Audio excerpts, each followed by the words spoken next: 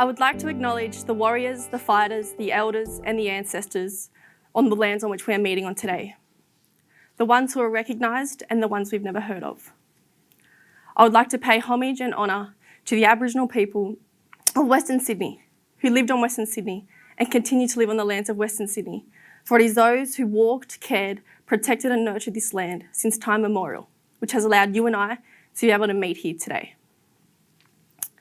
I am the proud daughter of a black, Wiradjuri and Ratuman woman and a white, English and Irish man. One world full of racism, discrimination and confusion. The other filled with love, hope and unity. Two worlds that would inevitably clash as the result of invasion, genocide and oppression. My parents stood for everything the status quo was against, falling in love and having children. Sadly, many, including family, frowned upon them for their decisions to be together. The pair faced many adversities, but my mum copped most of them. Despite my parents splitting up when I was 3 years old, it never changed the narrative of my story. My world has always been filled with acceptance, love and light, and also the setbacks of intergenerational trauma, the disparity, and systemic racism. The easiest way I could explain walking in my two worlds, the traditional and the Western, is like having two divorced parents who cannot work together.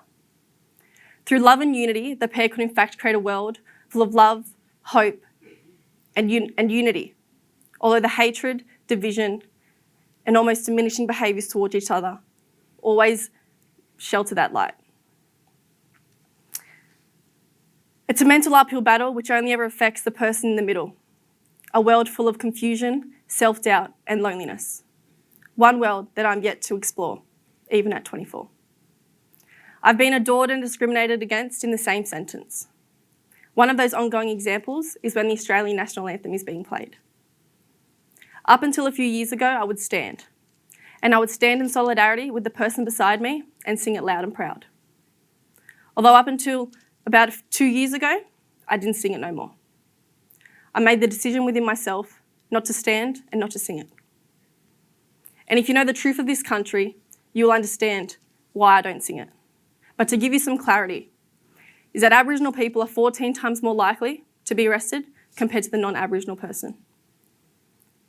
Aboriginal children make up 100% of all detainees in the juvenile detention centres in the Northern Territory. And Aboriginal people are continuing to die at the hands of those in power with no justice. So in my eyes, we as Aboriginal people are not young and we are not free. And by not singing the anthem, this obviously leads to robust conversations with my dad, my dad's family, and family friends. Although I stand tall and I stand in truth with the decisions I make as a Ratuman, Aboriginal, English and Irish woman. And as confident and as content as I stand here before you, as proud as I am, I also stand here with over 250 years of disparity, confusion and loneliness. I'm not sure that all of you could relate to the intergenerational traumas that I feel, but I'm sure at some stage in your life you would have felt it. I feel the ongoing traumatic experiences and systemic racism whenever I'm with my mum. My mum is a black woman living in a Western world. There's a hole in my heart which increases by the day when I think of the treatment my mother has endured sporadically throughout her lifetime. You see, when my mother was born 53 years ago, the Australian Constitution did not consider my mum as part of the human population. My mother was non-existent. And that goes for all Aboriginal and Torres Strait Islander people who were born before the 1967 referendum.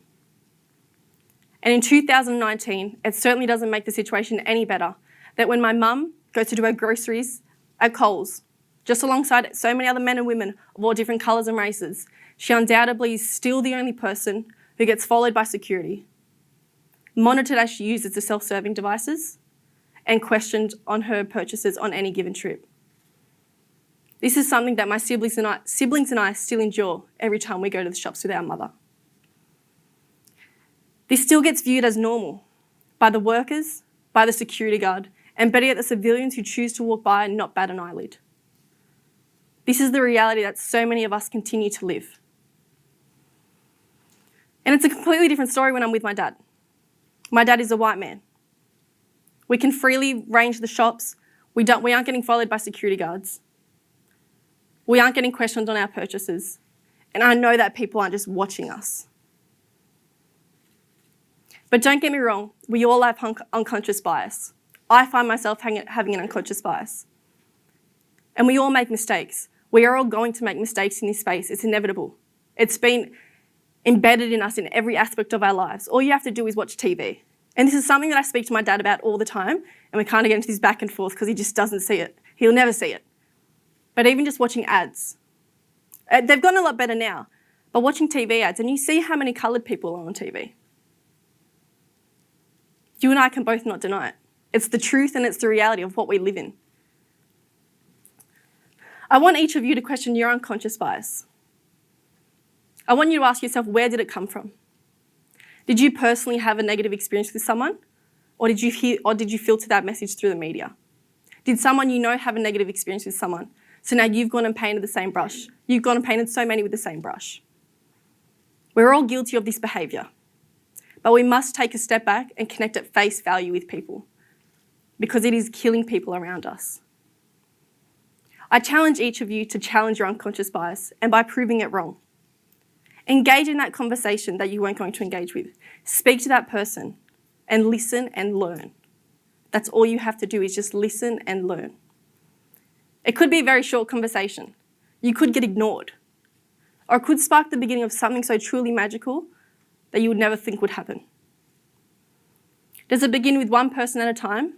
Or does it begin by encouraging everyone to dig outside the status quo, to ignore the hand-picked media, and to go out and truly meet with people face to face, connect on that human level, which we are all losing? I stumbled across Nancy Duarte's speech. Nancy is an expert in presentation design and has served as a CEO for over 21 years. I was actually watching it leading up to this to try and learn how to TED Talk. So it's about the structure of great talks. But in that video, she mentioned something and it really resonated with me. It was that the future isn't a place that we're going to go. It is a place that we get to create. We are the future, and we have it in our hands. It is up to us to shape that future for those who are still yet to join us. I don't think people realise the lack of self-belonging, the lack of self-belief, and the lack of identity that we face in this common era. I see it so regularly in today's society, especially among our youth. The questions unavoidably sit inside so many of our heads as we try to navigate ourselves through this crazy roller coaster we call life. We are losing people to it. We are losing our kids to it, and we're losing our babies to it. And it's something that you and I in this room can change. Imagine a world where we didn't let the different hierarchical structures and categories define us as who we are as human beings, because it's them within themselves that have the relentless power to shape who we are before we even have a chance to create our own identity. It's something that I've been aware of as someone of colour, as someone who has a black mother and a white father, as I can see it. I live it. I live in the two worlds. And is it possible that we will see a world full of equality, non-discriminatory bias, and unity for those who are yet to join us? Because whether we realise it or not, you and I in this room, we are all past that, I'm not, but we're all getting past that youth age bracket. And it only takes a second to look at these high school students who are struggling so much to find their way in society, where we have the power to be able to go over, engage in that conversation, and make them feel that they belong. Regardless of colour, race, gender, beliefs, we have the power. And I can tell you this from an ongoing experience within the two worlds. I was lucky enough to be raised in Mount Druitt and also on the northern beaches. I'm not going to stand here and say I haven't had a privileged life, because I have. But I witnessed the lack of belonging within this society. And it's people like you and I, hand in hand, who can change that. The future isn't in 5 or 10 years. The future's right now. So it's up to us to take a step back and bring those people along with us. And as one of my favourite quotes state from the Iconic Girls, we are the granddaughters of the black women you weren't able to tear down. Thank you.